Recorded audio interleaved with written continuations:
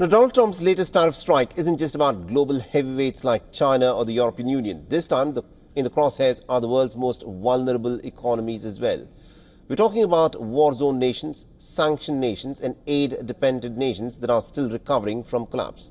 Now, take a look at this report. So, if you look at that, China, first row.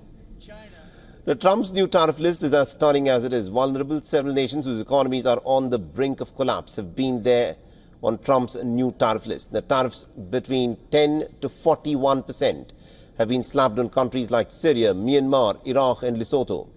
The White House calls it reciprocal trade, but to many it's a trade wall that's simply too high for the world's weakest economies to climb.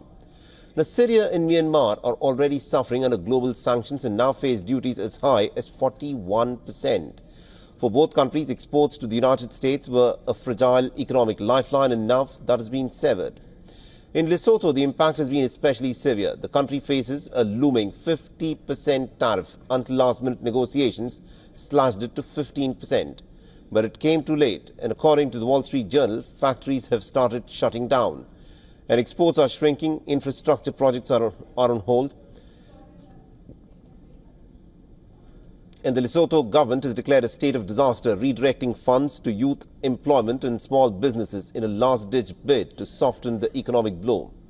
With Lesotho reeling under pressure from Trump tariff, our correspondent Calden Ongmu sent us this report from Johannesburg on what lies ahead for the nation. For months, South African officials have been trying hard to negotiate a trade deal with the US, but it seems like Washington has stuck to their guns. The decision is a huge blow for Pretoria, as the US is its second biggest trading partner. South Africa faces the highest tariff rate in sub-Saharan Africa, and economists warn that the country's agriculture and automotive sectors will be the hardest hit. Previously, South African Reserve Bank governor estimated that the US tariffs could potentially lead to around 100,000 job losses in a country where the unemployment rate is already 32.9%, one of the highest in the world. Trump's tariffs have already disrupted South Africa's car exports to the US. The Steel and Engineering Industries Federation of Southern Africa have also expressed concerns about losing market share to countries which have negotiated a lower US tariffs. Even though South African government said measures will be put in place to support exporters hit hard by the US decision, the question is, will that be enough to mitigate the overall losses? Only time will tell.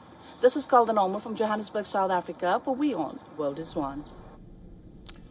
Now, the White House says that this move is about fairness and reciprocal treatment, but many of these fragile economies have no chance to negotiate, no transition time and no exemptions, despite their low income levels.